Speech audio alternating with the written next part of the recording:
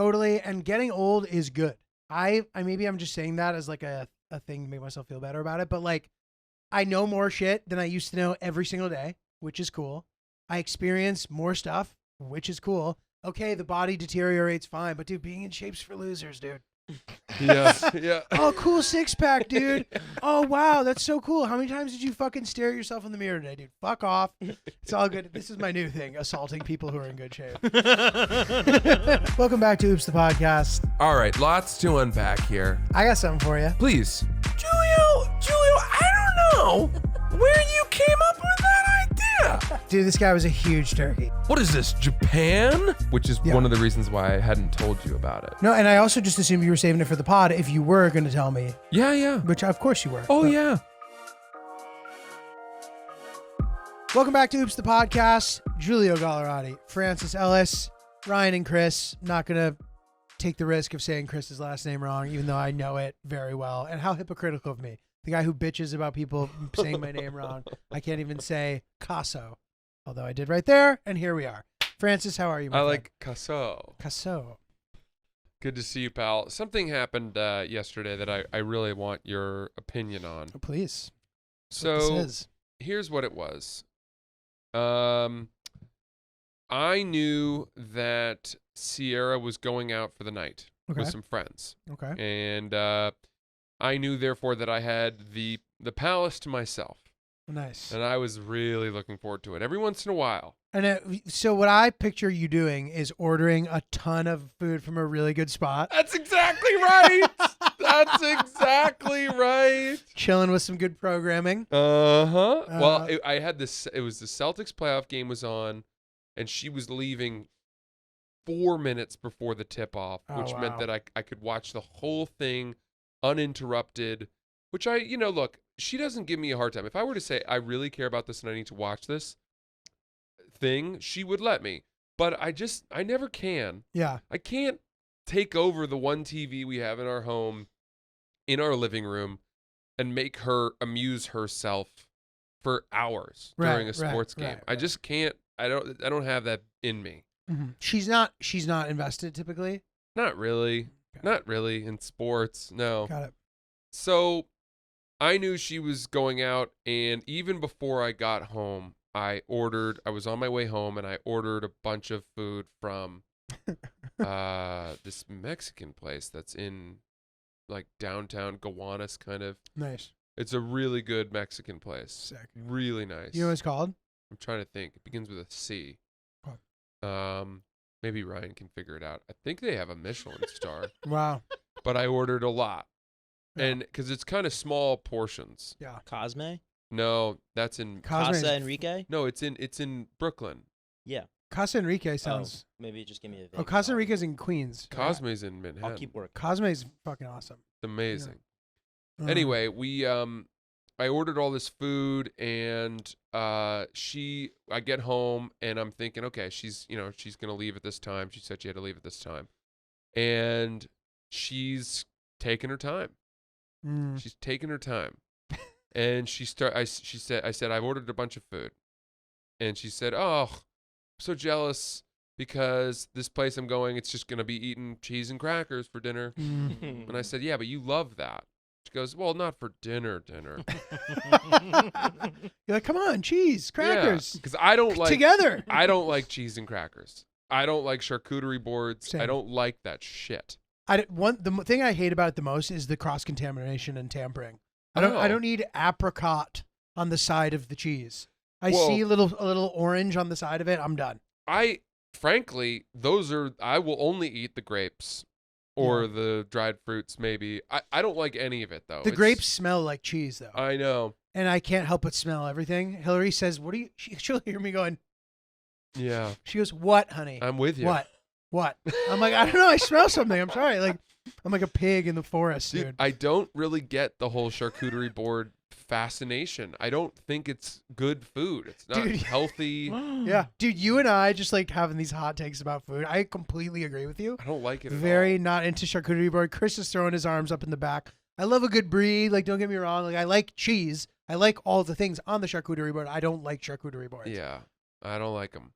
Anyway, so the food is now coming and she's not ready yet and she's delaying her departure. Oh no. And the food arrives. You're like, Jose is 10 feet away. You're like, fuck. Yeah. The food arrives. And the thing to keep in mind is that I ordered and I order in my life knowing my own appetite. And you know that you're going to get to enjoy some of this tomorrow, right? I wasn't even thinking that. I was just thinking, this is my serving. These are my choices. I have one night of sovereignty over my food. Right. And I'm going to order with no fear of judgment or, wow, that's a lot of food. Right. You sure you want to eat all? Just None of that total freedom. And she's still here and the food comes. And she's been complaining a little bit about the fact that she's only going to be eating cheese and crackers. And I said, well, okay. I mean, would you like a bite? It's just one of those things you have to say. Yeah. And she said, well, what'd you get?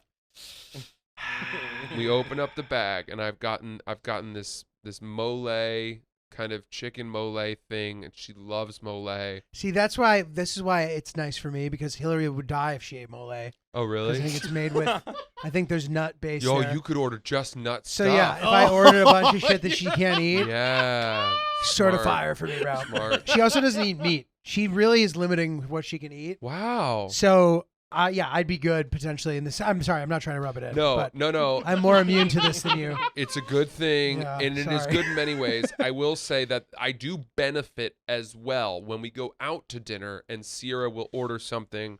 A lot of the time, it's more than she wants to eat. Right. So I get to eat the rest of it, Right. and it's always something I want. Totally. That's the That's beauty of your it. flip side. Totally. But we open up this mole thing, and she takes a bite, and the second it hits her lips, I'm like, This is hers now. that's not going to be your only bite. You're not having one bite. And it was sort of divided. There were two kind of rolls. It was two rolls. And she was like, well, she takes another bite. And she knows that I have like 4 other things in the bag. And we've pulled those out. One's a tostada with tuna. Nice. Another's this like fish dish. And anyway. Yeah, at that point, you sort of have to do what, the British did with the Middle East or with like India. You just got to start drawing board lines in the sand. Listen. And take what you can. Listen like, to the me. tostada's yours. Yeah. I'm gonna make sure I watched her eat my food.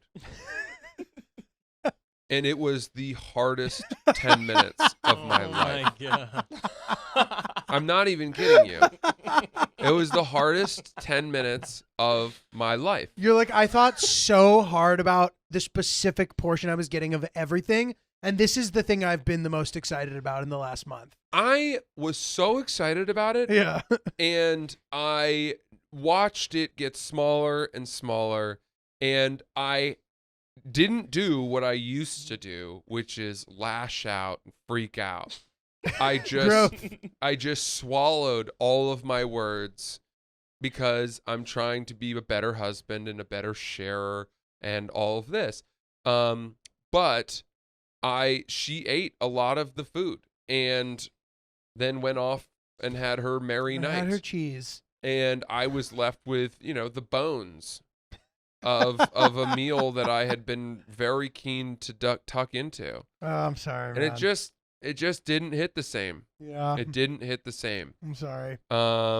And I don't know what to do about this. Yeah. I don't know what the answer is. There isn't one. You took the L. It was the bad circumstances. I mean, next time you can like make sure she's going to be gone before you put in before like the order is processing, because you don't want to be subjected to the guy showing up slightly earlier than the window, and now you lose half the food. He didn't even show up early. She just went late. Yeah. Oh God. Yeah. Hey, don't you? Oh man. I'll call you an Uber. They're I would all- have called her an Uber. Oh wow. I would have called her an Uber. That might have been a thing to do. They're all there.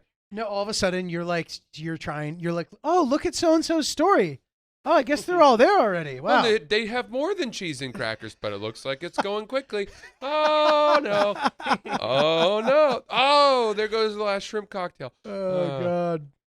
Dude, I had something, this is not directly related at all, but it reminded me of it. Like, Hillard had this event, right? And she brought me back food from it. And it was this, like, salmon and chicken and whatever. And I was like, oh, this is sick. Like, this is food. I don't need to buy food tomorrow. Whatever. This is food. Oh, this is food. Exactly. But literally, I'm like, oh, wow, great. Like, now I don't have to. I thought it was candles. Yeah. I don't have to feel guilty about spending $50 on food tomorrow. Yeah. You know what I mean? So I'm like, tomorrow, this is what I'm eating. But I wake up and, like, I'm just really not in the mood for any of it. You know what I mean? Yeah. And especially, like, chicken, like, now when you open it, it's just sitting in this gelatin that once was some sort of sauce. You gotta pop it on a plate and put it in the microwave immediately, dude. And then it'll look fine. And it's fine. It'll look good. Smell good. It'll look good. And I did do it, and it was pretty good, but it was a bummer to me that it didn't, like, keep the way that I would have liked it to. This is, I think, what prevents a lot of people from eating leftovers. Yeah. I think what really turns a lot of people off from leftovers. Yeah. I forced myself to do it because I was like, this is, for some reason there was this, like, cheese in the corner of the salmon box. And I was like, dude, you know what I mean? I don't need cheese and fish anywhere near each other at any moment. Sure. So anyway, whatever. And then, so it was a bummer, but I forced it down. But when you, like, eat and you're full, but you're not satisfied, that's a dangerous place to be in. Yeah. Yeah, I think so. I don't know. I am capable of, as I've told you in the past. You're good. Compartmentalizing. Of just eating for fuel and not for taste. Yeah. And that's why leftovers, to me, there's so much utility. Mm-hmm. It's easy, didn't have to cook it. Yeah. It already paid for, whatever. Totally. Dude, I went to an amazing restaurant in Providence, by the way. Oh. I forget. I think it was called Nick's or something. Ryan, if you can confirm this, Nick's something. But dude, like, it's one of those places where they do everything there type of thing. The way that, like, they make fun of in the menu because that's become, like, a fine dining thing sort of. But this place wasn't, like, insanely expensive at all. To the point where I was like, do you recommend anything? And he's like, honestly, he's like, this month the beef products are really good. We literally get a cow in and break it down on the premises. I'm like, oh, it's fire. Yeah. Potentially the best burger I've ever had in my life. I think that's it. Yeah. Nick's on Broadway. Nick's on Broadway. Cool. Fucking gas. Highly recommend. The restaurant I was thinking of that I ordered from was called Claro. Claro. Claro. Really, really good. Dude, that's fire. Very cool. So, dude, my dad is clapping back now about my comments from last episode. Uh-oh. But he's not saying that I'm wrong about anything I'm saying. He's just bringing up some of my flaws now. Okay. Ooh. He goes, you're as bad at giving me investment advice as I am at giving you comedy advice. He goes, my so-and-so investment did really bad. He's like, my cryo did really bad, and I'm losing money on all these energy stocks, so let's not give each other advice anymore. The thing that he is not remembering, I would say, Dad, is that I actually never recommended any of these to him. I just bragged about how much money I was making, sold them all, and then he bought them when they were at their peak and lost a lot of money. Oh, no. Do better next time, Dad. This is a good try. Stick to what you know. Do you argue with your dad where he'll take shots at you? We don't really take shots at each other, to be honest. Like, this is as bad as it'll get. Got it. Or me being like, you're overstepping with the comedy advice, but I'm still respectful. I'm not like, you're a jerk. Yeah. You know what I mean? I think I saw this clip that stuck with me recently, which was Will Compton from Bussin' with the Boys here at Barstool. Very funny guy. He's, former NFL guy. And there was a clip he posted where he was talking about having a sleepover when he was a kid with his buddies. And they were making a lot of noise, goofing around, playing video games or something. And his dad came in and asked them to keep it down. And they said, okay. And then they made more noise. And his dad came back and was like, I told you to keep it down. Fine. Didn't. And then he came back in a third time and sort of stood over Will. And Will, like, stood up. And his dad said something like, anytime you want a shot at the title, let me know. Meaning, if you want to fight me, your dad. and remember who the alpha is in this family. Yeah. And the thought of that kind of conversation, if I have that wrong from that clip, I apologize. But it's just, that is not something that would have ever happened within 100 years for me and my dad in our relationship. It was not how we spoke to each other. Yeah, same. And it's funny. I remember learning about that. My friend Bobby in high school, his dad, also Bobby Sr., I don't know why he told me the story, but the story was basically about how no matter how old you are, your old man can always whoop your ass. And he's like, I stood up to my old man one time. He goes, he was whatever years old. He goes, wipe the floor with me.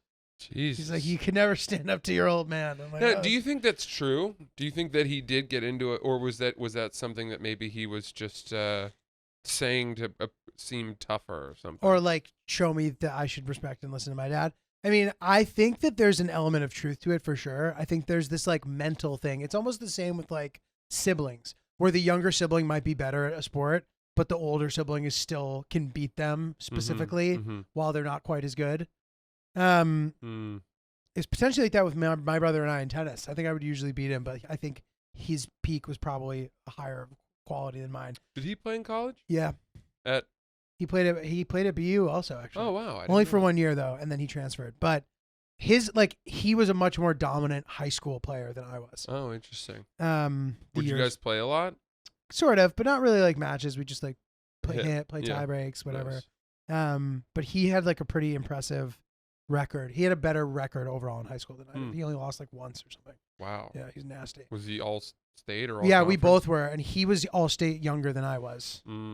Which was the thing too, where I was like, I just gotten it, and then my brother got it as a sophomore. I was like, fuck. Wow. Whatever. No, I was happy for him. And Yeah. we're both up there in the gym. That's cool. It's very cool. Do you ever go back? No, but it's cool. I think it's still there, Huh. which is something I'm happy about. Cool. Well, dude, this is pretty crazy. So 2 things that happened in Providence that were funny that I want to talk about. First of all, I go to this college bar, right? I think it was a college bar. I don't know if it's actually a college bar. It was next to this place that was called like Needle and something.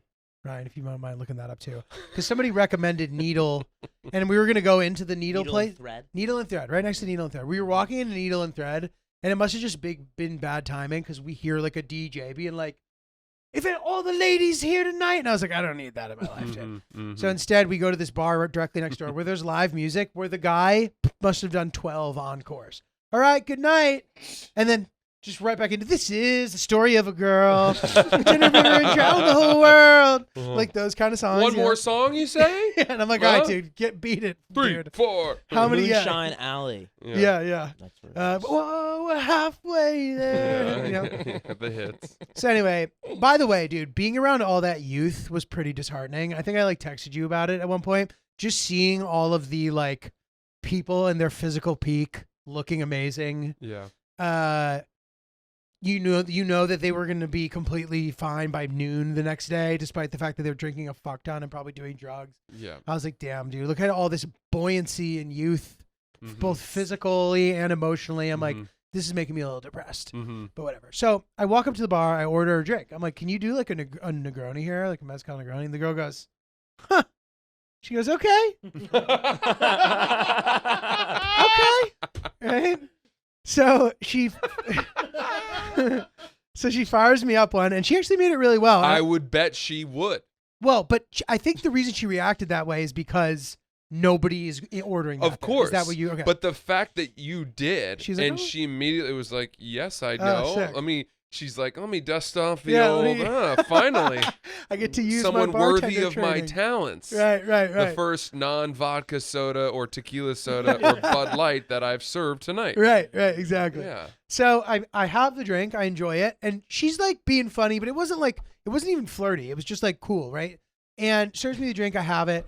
I tip a normal amount. I tipped, I think 20%, which I know there was a time in my life where I shifted from the $1 a drink tipping to the 20% tipping. I think it's just like progression. Also, you're just not drinking as much. Totally. So I have that drink. Then I order another one, and I think the drinks were like $12 or something. I think I left a 20, maybe. I don't even remember. But at the end of the night, Danny tried to order another drink when the bar had closed. And The girl who had served me the 2 Negronis goes, no, don't worry. He's with him. And he was like, oh, okay. And then served Danny. And I couldn't figure out why I had this status. Did me tipping very, very slightly more make a difference? Was it that I ordered the Negroni and she thought that was cool? Like, why did Danny get to break the rules? Did anyone come up to you during the show, at the bar and say, we loved your show? Nope. Big fan? Nope. And I was wondering if there was a chance of that, but I didn't want to be presumptuous because that's gotten me in trouble in the past. Oh, I'll take a picture. Yeah. I think that you ordering the Negroni, my guess is that this woman, this bartender, you know, her dream is to be working in a better spot, a more elevated. She's probably got the skills to make great cocktails, but you know, these kinds of kids bars tend to make more money. But that, you know, in her she's maybe a mixologist, right? And on the side at home she practices and she dreams of using the long spoon. Yeah, and she's got 50 sort of, you know, jars on her shelves at home creating infused syrups and you know what I mean? Yeah, the little like marked bottles that someone had to write on. Yeah, exactly. And reductions and things like that. And finally someone arrived who could, you know, test her skill set. So that might have been it, and then that with the combination of you tipping well.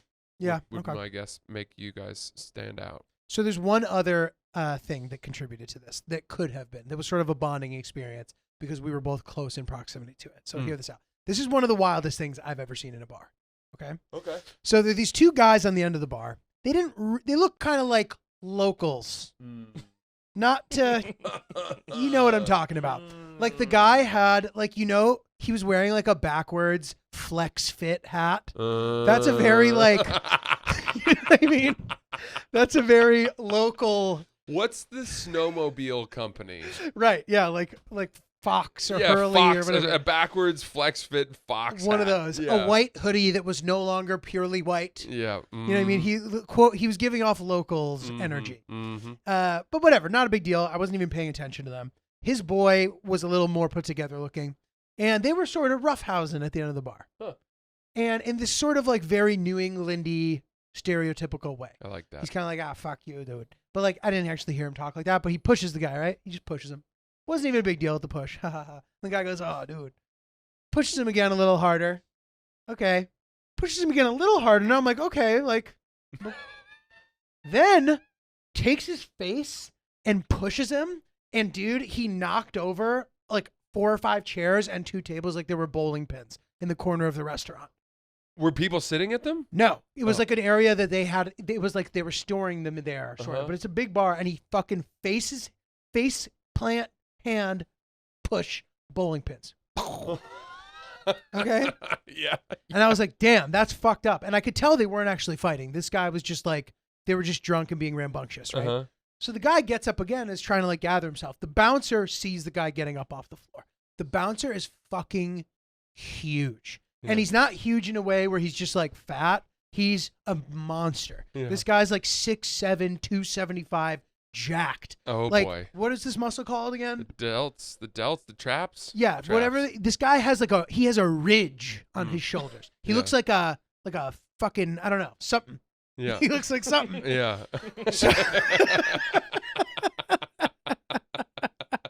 You know, like rock steady, like one of the bad guys Bebop in. And yeah, rock exactly. Steady. Yeah. The shoulders like that. So he walks over and he's about to take the guy who's actually the guy who got pushed over. He's gonna throw out. He didn't see the guy face him. He just saw the guy on the floor. So he's like, "All right, buddy, it's time to go." Grabs him by the shoulders, but he's not like ripping him out. He's like, "All right, buddy, time to go." Taps him on the shoulder. His boy punches the bouncer in the face. Oh no, dude! Haymaker to the face of the bouncer. Oh my god! You watched this happen? Yes, I'm 5 feet away from it. Oh my god! Haymaker to the face of the bouncer. This guy got away with it. This guy is one of those guys who looked in the mirror that night and was like, "I'm gonna go and get into a fight tonight." Those people existing is insane. That's what this guy did. The bouncer obviously is caught off guard. If these two were like squared up and ready, the bouncer's got to win this one. But this guy was putting up a crazy fight. The bouncer's trying to restrain him, stop him. The guy keeps swinging at him, dude. Trying to punch him, trying to knock him out. Like, and it turns into this insane fight where they're like brawling, the bouncer and the guy. And it took like 30 seconds, which in fight world is a long time for the rest of the staff to catch on to it. It took 8 guys to all like grab this guy like one arm and leg like it was Gulliver's Travels or something. You know? Tiny men, tiny men. Yeah. And they were able to get him out in the street. And I was like, I just couldn't believe it. Yeah. And to the bouncer, I was like, bro, like that was fucking crazy. I was like, that guy, he's like, dude, yeah, he's like, that was wild. I was like, does that kind of shit happen all the time? He's like, not really, but it's all good. And I'm like, how are you fine, dude? I would be dead. I would be dead. It was crazy. It was really shocking to witness something like that. Yeah. Because usually it's a brawl or there's a reason why the fight happened, even if it's stupid. Yeah. The fact that you're just swinging on the bouncer being like, let's see if I can take this guy. Wow. Right? I would bet that does tend to happen more often than not. And it's because the people are drunk. They're just drunk. It's crazy. And here comes the king dog. I want to test myself. Dude. As much as I love drinking, it is funny how problematic drinking is in general. Like almost like more than half of murders, there's some statistic about this. I might be misquoting it, but like occur when people are drunk. Wow. Yeah, some shit like that. That sounds like a fact, Ryan, that we could use some clarity on. Need that. Dude, by the way, this is funny. That's the only thing that stopped the band. 12 encores in, I hear the guy go, "Oh, come on." The singer. Dude, pretty fucking great.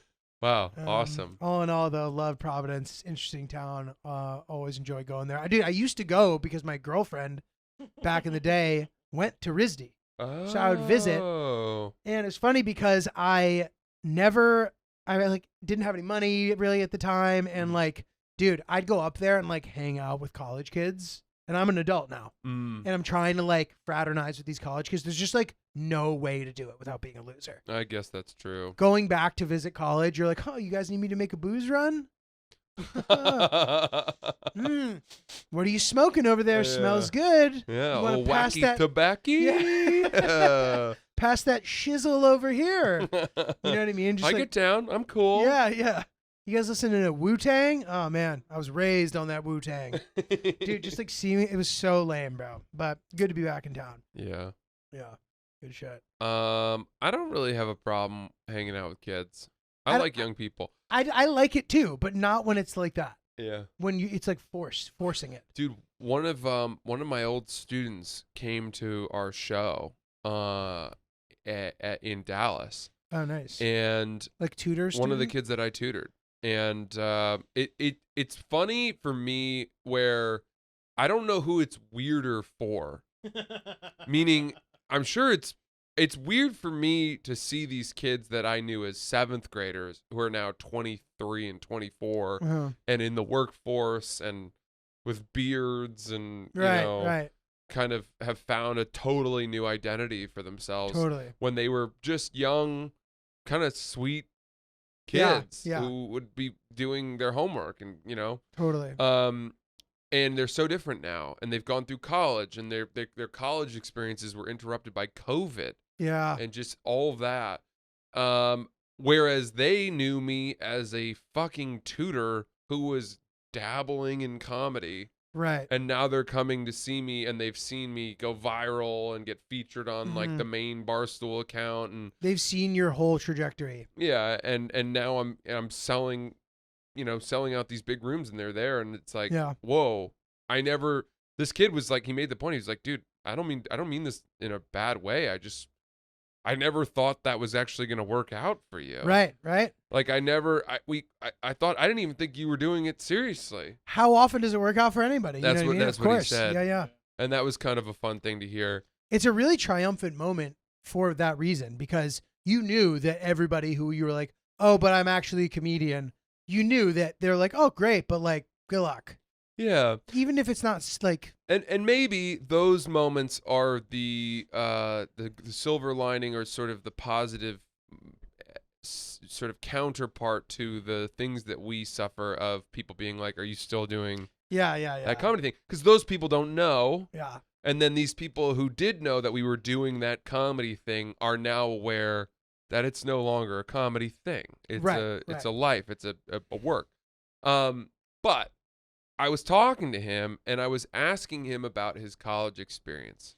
And there's a generation, not a whole generation, but there's a chunk of kids who went to college, I guess from like 2018 through 2022, who experienced college in a different way from every other person that went to college over the last 100 years. Yeah, it's crazy. And was sold their whole lives on the same exact college dream that we were, which is, it's going to be the best time of your life. Cherish every moment because it goes by fast. Like, boy, oh boy, used to get so fucked up in college. Frats are fun. The Greek life, you'll meet a lot of great girls. Don't get a girlfriend, whatever. All this stuff. And just like having all of these ridiculous ideals enforced while you're there because everyone sort of buys in, and you choose a college because the football tailgate scene is incredible, or whatever reason that you've chosen, Michigan, USC, all these places. And they get there and COVID happens and the schools shut down and push people to remote learning. But a lot of them are private universities who can't really afford to just say we're going to completely close our doors. Yeah, that's wild. So we're going to honor your degree the same way, but by doing these bullshit online classes. And that sucks, dude. I know kids for whom it was the worst thing ever. They were just thrust into this nebulous kind of structureless void where they didn't have to be anywhere, and it sucked. You don't get to meet anybody. You don't get to like grow as a person. Yeah. It's like really frustrating. And then this guy was telling me that, they went to school at SMU and it was back to normal really quickly. Oh, that's nice at least. Schools in the South just didn't give a fuck. And dude, to be honest, that like hasn't aged poorly either. No. You know no, what I mean? It really hasn't. It like who cares? The Florida technique, like definitely would have preferred that. 100%. You know what I mean? And I asked him, and I don't want to get him in trouble, so I'm hoping his family's not listening, but hopefully at this point it doesn't fucking matter. Famous last I words. said to him, I was like, so, man, when you guys went back to campus after being forced to go home and it was still remote learning or whatever, did that suck? And he was like, to be honest, it was the best thing ever. Wow. I was just living in an off-campus house with my boys. We would turn on the stream of the online class in the morning and then just game all day. Oh, cool. And I was like, oh shit, well that must have hurt your grades. And he was like, not at all. We all just cheated. Everybody cheated. That whole generation just cheated their way through Fully deserved college. it. You fully deserve that. Yeah, and they all crushed school. I'm sure. That's amazing. Because there was no way to monitor how they were taking their tests and stuff. Completely fair. And I don't think that this is in a weird way, it's like, well, what the fuck does it even matter?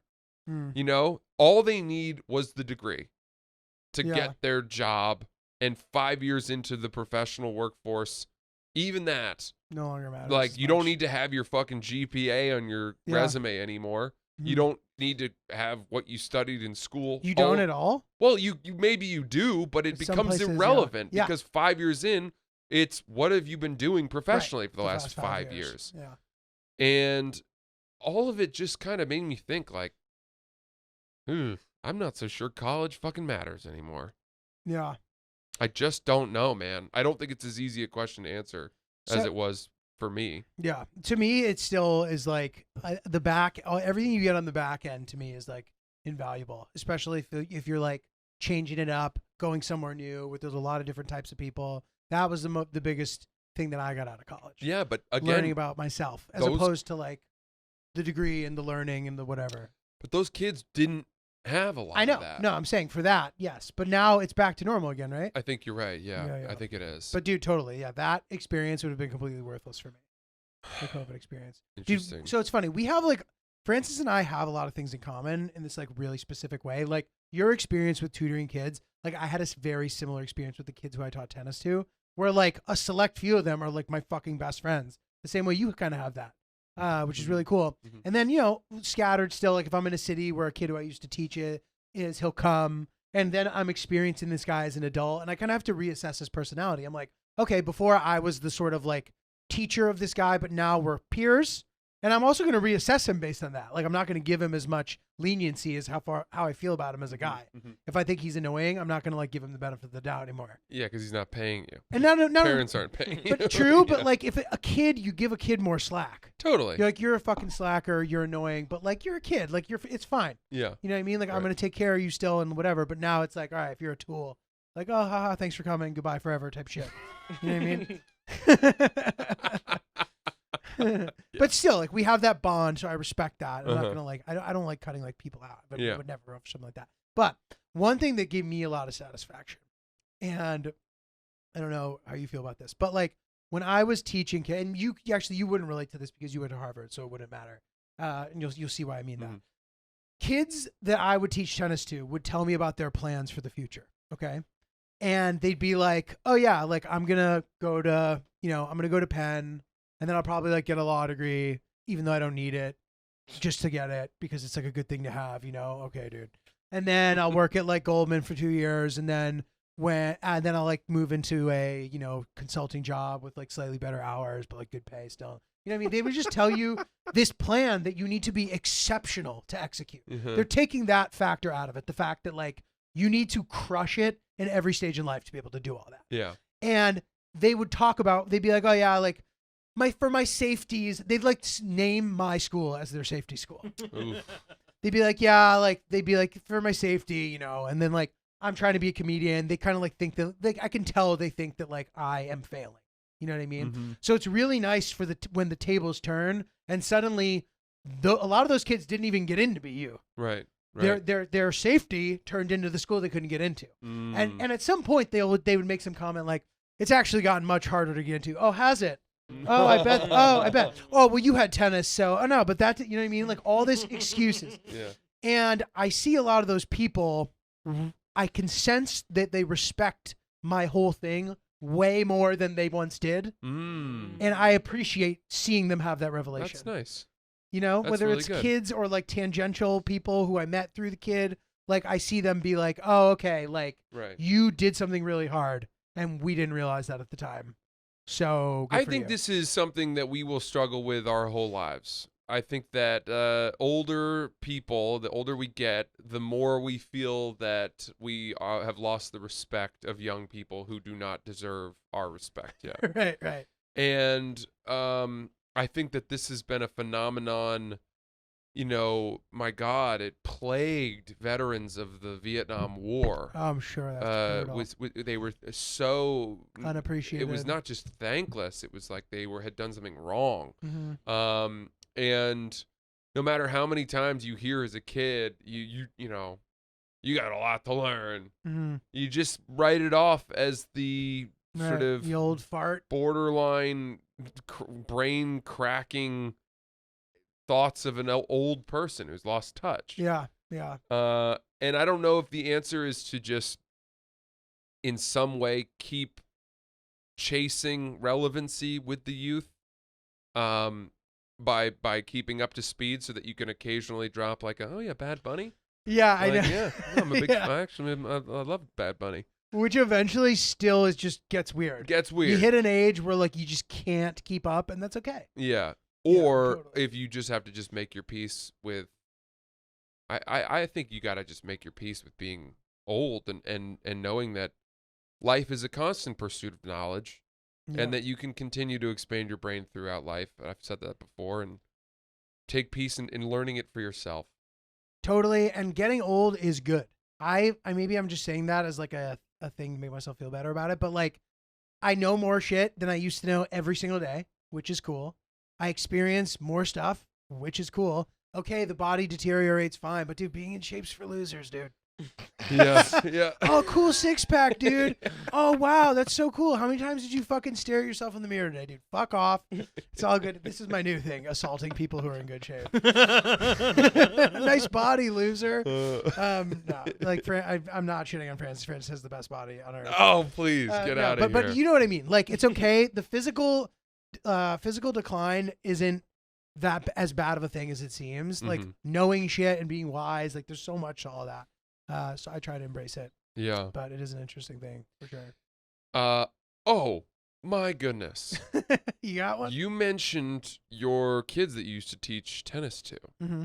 Yesterday, I got on the subway, and it was not a crowded moment on the subway. And I sat down, and sitting across from me on the opposite bench was a young guy who was wearing a black leather coat, and he had sort of long, straight hair, and he was eating a full-blown egg sandwich on the subway, where he had put the paper wrapping on the bench next to him and was basically using that as his plate. Oh, God. Do you know what I mean? Yeah, like the wax paper was on the thing. And his sandwich, he'd take a bite and then put it back down on there. That is fucking crazy. It was really in the face. That's eating really on the subway. It was the most in the face eating on the subway that I've ever seen, to the point where I thought he might be homeless. Yeah. He's really utilizing the space in a way that it's like, this guy lives here. He lives here, or he's crazy, or something. Yeah. You know, nobody should be this comfortable eating this way on the subway. It's really bad. And I'm sitting there, and he's kind of looking at me hard, and I'm like, oh no. You're like, what, dude? You're the one eating. I know. Like, why are you looking at me? And I'm pulling my book out of my bag, and he goes, hey. Oh, God. He goes, you do that podcast with Giulio Gallerati, right? Stop it. No. And I was like, yeah. Stop it. I do. Do you know him? And he goes, he used to be my camp counselor. Stop it. And I was like, wait, what? At tennis camp or something? And he said, yeah. Who, do you remember what he looked like? Dude, I do remember what he looked like. And he told me his name, and I've forgotten his name. Dude, this is reeking of a specific kid. Let me see if I get. Was it Dylan? I don't think it was Dylan. Dude, shout out to Dylan. Dylan's everywhere. I always see him. I'll be like, hey, what's up? Does he have sort of shoulder length hair, super straight, blondie-ish, dirty blonde? Dude, it's Dylan. It's got to be Dylan then. Bro, Dylan is a legend because we used to do a drill where you have to hit forehand, backhand, volley, overhead. And he would narrate it. He'd go forehand, backhand. Dude, then he would go volley, overhand smash. Which like is not the terminology, which made it funny. But that guy is everywhere, bro. I see him all the time. And he would be the guy who's sort of like chilling on the subway using the seat as a plate. Yeah. I say, minus 220, that was Dylan. Okay. All right. Those are my odds. That is funny as shit. Okay. Then maybe it was Dylan. Man, for some reason I thought it was like Noah or... Oh, Noah's Dylan's little brother. Is that right? Yes. You got to get a pic so you guys can Dude, confirm this that. is hilarious. No way. So Noah is a very talented musician. Shout out to Noah. This kid looked like a musician. The Chenfelds. Yeah, that's the name. Noah, Dylan, and It Lynn is. Chenfeld. It's Chenfeld. And Cliff Chenfeld. And did you teach dad. him? Noah? I forget their mom's name. I'm sorry. Noah and Dylan and Len. I worked with all of them for years. Then it was Noah. Yeah. Dude, that is really fucking funny. Did Noah delete his Instagram? I'm so glad I got it. Dude, it was 100% Noah. That is really funny. I can't find him, but it was him. 100%. Okay. That's fucking hilarious. That's dude. really funny. Yeah, so dude, Noah, we used to have like freestyle battle. Noah was like 13 and he could just spit bars, dude. Like the first time he like learned about freestyling, that's him. 100%. Yeah, that's there he him. is. 100%, dude. You Google him, it says musical artist. Yeah, he's really good too. Mm. He's in all sorts of different bands. He's also is a solo artist. Dylan also is one of the bands. Musical family. Cool. But bro, so he would like freestyle. Because like I used to. I was in the freestyling period of my life. Yeah, we all where have that like period. you get high and cipher. Mhm. I know we've discussed this. Hey yo. Mhm. But anyway, Noah really picked up and became very good. Mm-hmm. And I think for a period of time, he would just like freestyle during his shows. Like he became extremely good Wow. at freestyling.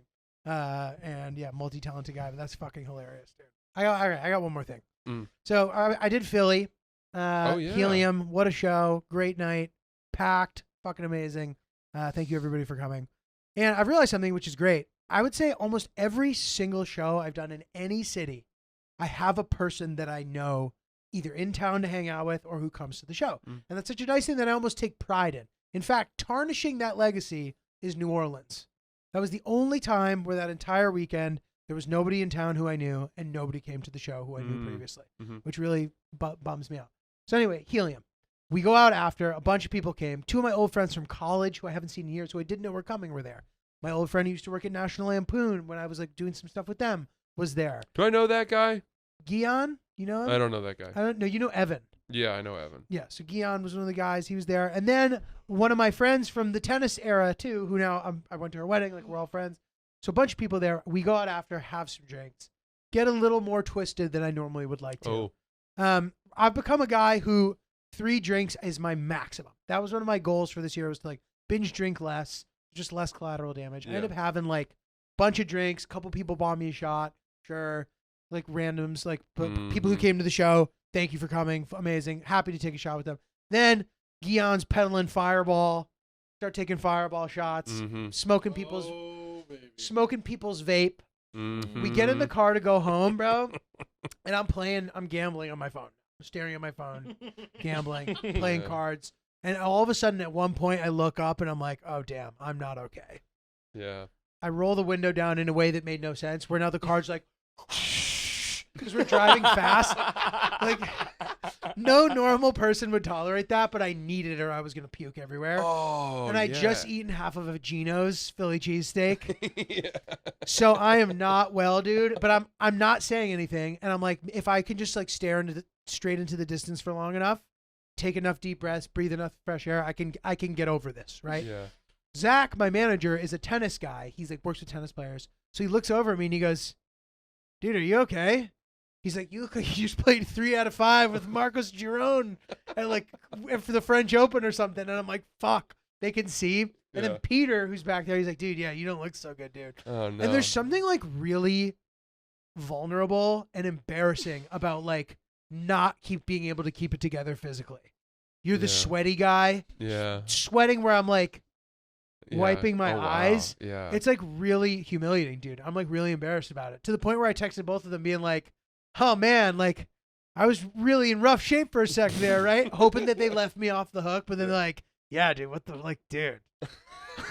Like acting like I was being a loser or something. I'm like, fuck, that sucks. We've all been there. Yeah. It sounds to me as though you got car sick from looking at your phone, would be my guess. 100%, but that I would never have gotten car sick if I wasn't also blasted 100%. and smoking people's vapes and shit. Yeah. Yeah. But maybe if you hadn't started looking, you got to remember that you're in a car, and if you start looking at your phone with that witch's brew that you've put into your body, you're tipping the stone off the ledge there a bit. Totally. And dude, it's funny because like it's a really nice moment in that when you're like going through that and you're like, if we stopped right now, I could easily puke. Yeah. But I don't want to because it's disgusting. And you finally get to that point where you can talk again. You know I'm back. I'm back. Yeah, where you're like, dude, like any thought, being able to express that. And it reminds me of this. I took Hillary to this restaurant for her birthday called Casino, which is a really cool spot, by the way. It's like it's a poppin' spot. Oh, cool. I think you might like it. All right. I talked about this on the pod briefly, right? I don't know if I mentioned this though. I got really sick. I was really nauseous for some reason at the beginning of that dinner. Huh. I hadn't eaten anything. We got cocktails before the food came. I took a few sips. I felt really fucking sick, dude. Like I was gonna puke. But I didn't want to say anything because I didn't want to ruin the dinner. It's Hillary's birthday. But then I just didn't talk. Which also ruins the dinner. She's like, so. And at a meal like that, you tend to have more macro conversations. You're like, so what are you looking forward to in the next year? And she's like, what are you looking forward to in the next week? And I'm like, I don't know. Yeah, nothing. Oh, no. It was her birthday? Yes. Oh, that's tough. It only lasted for like 15 minutes. But then later in the meal, I was able to be like, earlier I wasn't like going through anything. I was just literally sick. I'm sorry. Oh, And she's like, oh God, what? And I'm like, see, yeah, this is why I didn't want to I'm tell you. surprised you didn't tell her while it was happening. I just thought that at any moment I was going to be able to break it and be fine. Mhm. But it lasted longer than I expected. Gotcha. But anyway. Gotcha. Yeah. Cool. Well, that was fun, man. Fun Good ep. eps, Fun good ep. eps. We got to the bottom of some stuff. We really dug deep, We dug deep. both into the ground and into Ryan's backpack. Ooh. It's been a big week of episodes and topics. Yeah. We've done it. Yeah, We've been out there. We've seen things happen in the wild, and we've survived. that's it. We've encountered the Chenfelds in public, making themselves nice and cozy on the train, Hell yeah. and rocking and rolling, man. So good shit. Ryan, you got anything good for us? Facts with Brian. Facts with Brian. Yeah, we got one today. I can confirm that 40% of convicted murders had used alcohol before Crazy, or right? during That the is high. crime. That's Wow. a high number. Whoa, So- 40. That's high. Hi. High. Mhm. Haram, bro. Mhm. Alcohol's haram. Yeah. Fuck. Yeah. That's it. Damn. I guess it makes sense, you know. I think to myself, boy, I could never kill somebody. But then I think to myself, well, with the right liquid lubricant. Dude, 2 margaritas, a beer, and a cigar. That guy better run. That guy better run. What do you got coming up? Okay, I am going to be in San Francisco tomorrow night at Cobb's Comedy Club. Can't wait to get out there with Little Sasquatch. And then a couple weeks after that, we will be at Charlestown Races Hollywood Casino. Me and Little Sasquatch again. Last 2 stops on this first leg of the tour, The Hero We Need. And tickets for that are at francisellis.com. Julio. Hell yeah. I'm in the Stress Factory in New Jersey in May, as well as Laugh Boston in May as well. Nice. May is the 25th. I think the 17th is Stress Factory. Not Julio.com for tickets. Also, might be gigging around a bit with our old pal PDD. Wow. If you happen to have tickets for that already, you might catch me on some of those shows. I'm going to be popping in for some of that. That'll be fun. And then a bunch of stuff throughout the year. Not Julio.com for